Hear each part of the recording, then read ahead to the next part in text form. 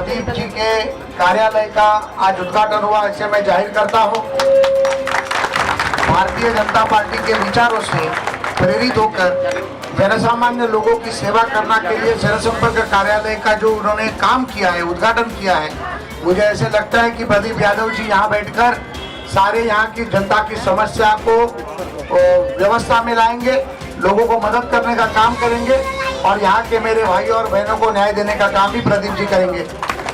दूसरी एक बात है, प्रदीप जी आपके पास से हमें काफी उम्मीदें दी है। इस उम्मीदें को ऊपर खड़ा उतरते हुए भारतीय जनता पार्टी इस महानगर चुनाव में 115 जगह लड़ने वाली है और यहाँ की सत्ताधारी जो पार्टी है, आपको मालूम है वो बहुत ही ताकतवर लोग हैं, लेकिन उनकी ताकत से हम डरते नहीं है, ये भी आपको मालूम है। भारतीय जनता पार्टी पूरी क्षमता के साथ उनके सामने खड़ी रहेगी। इसके लिए 26 फरवरी को हमने एक मोर्चा निकाला है उनकी सत्ता के खिलाफ, उनके भ्रष्टाचार के खिलाफ। मैं प्रदीप जी को और श्रीवास्तव जी को विनती करूंगा कि ताकत के साथ इस मोर्चा में यहाँ के लोगों को शामिल कीजिए। आने वाले भविष्य में भारतीय जनता पार्टी का नगर सेवक यहाँ से होगा, कौन होगा वो आपको बोलने की जरूरत नहीं है। और ये बोलते हुए बहुत ही अच्छा काम यादव जी कर रहे हैं, उनकी फिर से प्रशंसा करता हूं, उनको शुभकामनाएं देता हूं और मैं मेरे 2 शब्द खत्म करता हूं। धन्यवाद। जय हिंद, जय महाराष्ट्र। नमस्कार, मैं पूनम शुक्ला स्वागत करती हूँ आपका प्रथम न्याय में। हम हैं वार्ड क्रमांक 72 में, जो कि वसई विरार में है। तो यहाँ पे है यहाँ के इच्छुक बीजेपी से इच्छुक उम्मीदवार मिस्टर प्रदीप यादव जी। तो आइए उनसे बातचीत करते हैं। सबसे पहले आपका स्वागत है सर हमारे चैनल में। नमस्कार, मैं प्रथम न्याय के सभी श्रोता बंधुओं का स्वागत करता हूं, उनको नमस्कार कहता हूं। और मैं इच्छुक उम्मीदवार नहीं हूं, मैं भारतीय जनता पार्टी का कार्यकर्ता हूं। भारतीय जनता पार्टी अगर हमको उम्मीदवार बनाएगी तो मैं उम्मीदवार बनूंगा।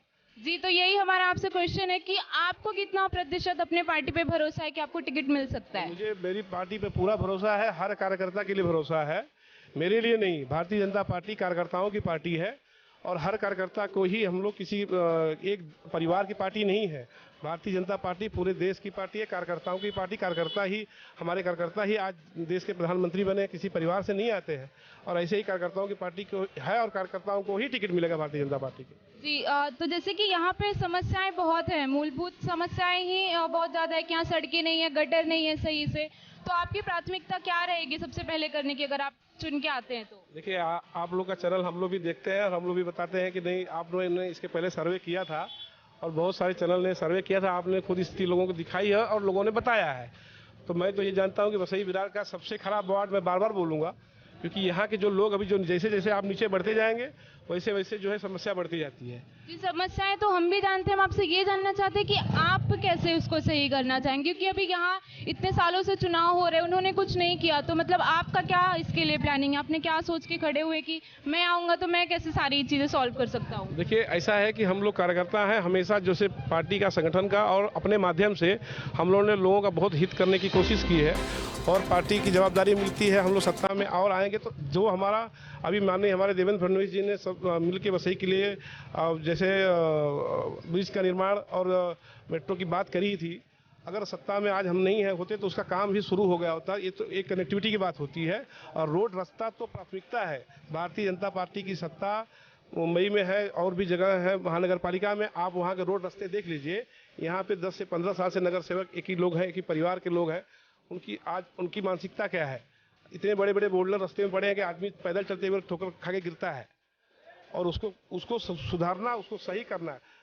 बारिश के समय में ऐसा होता है कि जब बारिश आती है यहाँ पे लोग 4-4 फुट कमर पानी में घूमते रहते हैं और आदमी मतदाता है और यहाँ का रहवासी है, सबका अगर हाउस टैक्स जाता है तो उनको सुविधा मिलना चाहिए। यहाँ पे मैं ये आरोप करूँगा कि लोगों के साथ जो ज्यादती होती है, यहाँ के लोगों को विकास में महत्व नहीं मिलता, कोई भागीदारी नहीं मिलती है। जब कोई काम अगर छोटा मोटा पास होता है काम, तो इलेक्शन के 10 दिन 15 दिन पहले ये लोग गटर खुदवाना, पाइप डलवाना शुरू करते हैं। उसकी भी जानकारी हमने निकाली है और हम उसको भी हम लोगों के बीच में लाएंगे कि अगर एक इलेक्शन आता है तो एक रोड लाइट लग गई, वो भी पैसे पहले का पास होता है और जब 15 दिन 20 दिन इलेक्शन लग जाता है, ऐसी ये कैसा है, लोगों को गोल गोल घुमाने की पद्धति चालू है कि कैसे हम लोग ज़्यादा दिन हम लोग को गोल घुमा के अपने साथ रख सकते हैं। और कुल मिला के बिल्डर विकास का काम होता है, बिल्डरों को सह देते हैं और बिल्डर लोग को ही इलेक्शन में लगाते हैं। ये सारा आरोप है मेरा। जी, तो जैसा कि यहाँ पे बहुत सारी समस्याएं तो है ही हैं, तो आपने अभी तक अपने तरफ से जनता के लिए क्या किया है? मतलब जनता आपको क्यों चुने? क्योंकि उनको तो नहीं पता है ना कि आप अगर चुन के आते हैं तो आप काम करेंगे ही, या पता नहीं आप भी अपने कार्यालयों में बस एसी में बैठे रहे। तो अभी तक आपने क्या किया है? मैं आपको बता रहा हूँ, मैं आपको जानकारी के लिए बता दे रहा हूँ कि हमारे कार्यालय में एसी नहीं है, न रहेगी। पहला चीज, पंखा तो होगा। पंखा हर घर में होता है, हर घर के व्यक्ति में होता है, घर के व्यक्ति के घर में होता है। और रह गई बात की ये समस्या के लिए हम लोग राजनीति कर रहे हैं, और लोगों के हम लोग, मैं बिजनेसमैन हूँ, हमको सेवा का भाव है, और सेवा का भाव हमारे लोगों को, हमारे मोदी जी को उन्होंने देख के ये सेवा का भाव हम लोगों ने बीड़ा उठाया है। और चुनाव आज आ रहा है 2 महीने बाद।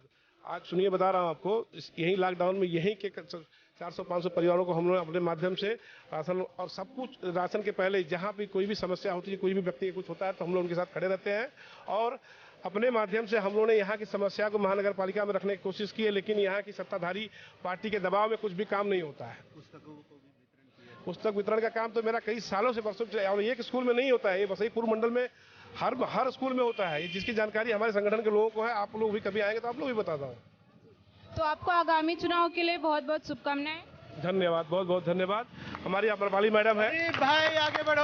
हमारी प्रदेश सचिव मैडम है अमरपाली मैडम। 2 शब्द जरा मैं बोलता हूँ, आप इनसे भी जरा पूछिए, क्योंकि हमारी सीनियर है, प्रदेश की बात मैडम के पास रहती है, हम लोग जिले में काम करते हैं। जरा 2 मिनट हमारी मैडम से भी। तो मैम, हम आपसे जानना चाहेंगे कि बीजेपी के चुनाव को लेकर तैयारियां कैसी चल रही हैं आपकी? बीजेपी वसई विरार में जीतने के लिए खड़ी है। हमने आज तक जितने भी चुनाव लड़े हैं उससे ये अलग होगा, क्योंकि यहाँ पे अभी आपने जो सवाल पूछे हैं कि इतने सालों में कुछ हुआ नहीं, तो आप, मेरा तो सवाल ये है कि इतने साल अगर सत्ता हाथ में है तो सत्ताधारी पक्ष ने क्या किया?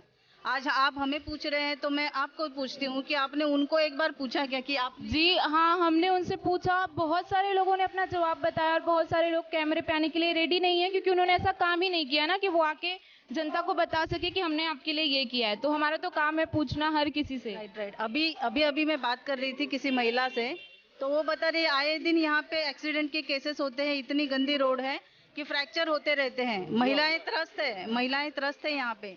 और मैं विश्वास दिलाती हूँ कि हमारे भारतीय जनता पार्टी मोदी जी के नेतृत्व में काम कर रही है। जितना काम केंद्र सरकार कर रही, उतना ही काम हम यहाँ पे महानगर पालिका के अंतर्गत करवाएंगे, और इस बार हम जरूर जीत के आएंगे, और ज्यादा से ज्यादा वोटों से जीत के आएंगे। एक उदाहरण ये है कि हमने कोई पॉश लग्जरियस ऑफिस नहीं स्टार्ट किया, हमने इनके बीच आके इन लोगों की तकलीफ में रोज अपनी आंखों से देख के, हम किसी से सुनेंगे नहीं, हम खुद देखेंगे और उनकी तकलीफों को लोगों तक पहुंचाएंगे। हम यहाँ पे इनके बीच रह रहे हैं। हम आपने बात किया था एसी एंड फैंस की, हम वो प्लेसेस पे भी ऑफिस ओपन कर सकते थे, लेकिन हम इनके बीच आए हैं क्योंकि हम आपको बता दें कि यहाँ ऐसे 50 ऑफिस मिल जाएंगे आपको, बहुजन विकास आघाड़ी के, बीजेपी के, सभी के, लेकिन वो खुलते कब हैं? जब चुनाव आने लगते हैं और उनको अपने प्रचार करने होते हैं। उसके पहले तो हमने सारे ऑफिसेस बंद ही देखे हैं। इसके लिए हमने यही कहा है कि हमने अभी स्टार्ट किया है, लेकिन हमने यहाँ सर्वे किया हुआ है, ज़रूरत हमें महसूस हुई है, बदलाव लाने के लिए हम यहाँ पे आए हुए हैं, और हम उम्मीद दिलाते हैं आपको कि आप बदलाव देखेंगे। अगर हमने कि हमारी औरतों को फ्रैक्चर हो रहा है, इसका मतलब हमने वो चीज़ें देखी हैं। हमने आज तक ये प्रॉब्लम आपको कभी बताया किसी ने? हम औरतों को लेके, औरतों के सशक्तिकरण के लिए प्रयास करेंगे। और मेरा ये मानना है कि आदमी सुबह चला जाता है, शाम को घर आता है, वो नहीं देख रहा है क्या परेशानियां हैं। ये औरतों को हिम्मत करनी पड़ेगी, अपने अधिकारों के लिए लड़ना पड़ेगा। इसके लिए हमने कोशिश की है, और आप मेरे सिर्फ शब्दों पर मत जाइए, हमारी कोशिशों को, प्रयत्नों को आप देखिएगा, और इसके लिए हमें आप सबका, पूरी मीडिया का, पूरे समाज का सपोर्ट चाहिए। जी, इतनी अच्छी आपकी सोच है तो पूरा समाज आपके साथ में जरूर खड़ा रहेगा। तो मैं एक और चीज़ जानना चाहूँगी, जैसे कि यहाँ बहुजन विकास आघाड़ी का बहुत ही ज़्यादा बोलबाला है, तो आपकी पार्टी के क्या ऐसे, मतलब अगर जो भी आपके उम्मीदवार हैं, उनका ऐसा क्या प्लान है कि वो उनको बिना काम किए वो 15 साल 10 साल से सत्ता में हैं, तो आप लोग के क्या प्लान है जो आप लोग तोड़ के उनको हटा के और खुद आ जाएं? ऐसा सबसे पहली बात तो ये है कि एक महिला होने के नाते मैं आपको महिलाओं के बारे में बताऊंगी कि आप अगर देखेंगे, एक सर्वे करेंगे, तो जितनी भी महिलाएं नगर सेविका हैं बहुजन आघाड़ी की, तो वो सिर्फ कागज पे नगर सेविका हैं। आपको सिर्फ कागज पे ही दिखाई देंगी, क्योंकि ना वो कभी वार्ड में घूमती है, ना कभी ऑफिस में बैठती है, ना किसी नागरिक की समस्या के लिए लड़ती है, ना कभी वहाँ पे जो महासभा होती है उसमें अटेंड करती है, और ना कभी कोई सवाल वहाँ पे उपस्थित करती है। तो हम ये आपको यही कह रहे हैं कि 50% अगर हमें सरकार ने, हमारे राज्य घटना ने हमको आरक्षण दिया है, तो 50% महिलाएं भारतीय जनता पार्टी की तरफ से 50 नहीं, उससे ज़्यादा ही खड़ी रहेंगी, क्योंकि 50% तो आरक्षण है, लेकिन उतनी कर्तव्य वाली महिलाएं, कर्तव्यवान महिलाएं हमारे भारतीय जनता पार्टी में हैं। तो महिलाएं अगर उतरेंगी ना, तो आपको पता चलेगा कि परिवर्तन वहाँ पे होना ही है, क्योंकि ये बहुजन आघाड़ी की महिलाएं सिर्फ नाम के लिए कागज पे हैं और उनका कुछ काम करने का, उनकी मेंटेलिटी भी नहीं है कि हमको लोगों के लिए काम करना है। तो हम यहाँ पे उतरे हैं, लोगों की समस्याओं को सुलझाने के लिए उतरे हैं। और आप जैसे पूछ रहे हैं कि आप लोग क्या करेंगे, आपका क्या प्लान है, हम कुछ नहीं करेंगे, हम करेंगे नहीं। हम भी एक नागरिक है, हम नागरिकों को लेके हम हमारा काम कराएंगे, हमारा अधिकार यहाँ पे हर एक जो नागरिक है उसको दिलाने की कोशिश करेंगे।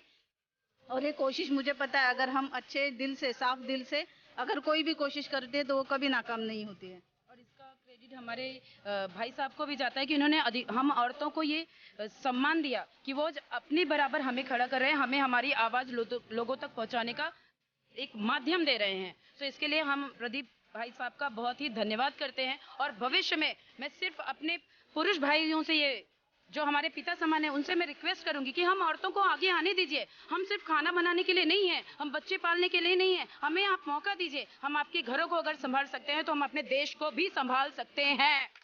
मैं आपकी सारी महिलाओं की सोच को सम्मान देती हूँ, लेकिन आपको इस तरह से बोलने का मतलब मैं विरोध करती हूँ कि हमें भी सम्मान दीजिए, हमें भी मौका दीजिए। आपके पास वो मौका है, कोई और, किसी और से आपको मांगने की जरूरत नहीं है। मैं देश के सारी महिलाओं, लड़कियों से ये अनुरोध करती हूँ, किसी से मांगिए मत, आपके पास वो अधिकार है, आप जहाँ चाहे वहाँ खड़ी हो सकती हैं। तो आज के लिए बस इतना ही। मैं पूनम शुक्ला, कैमरामैन रफीक खान के साथ प्रथम न्याय।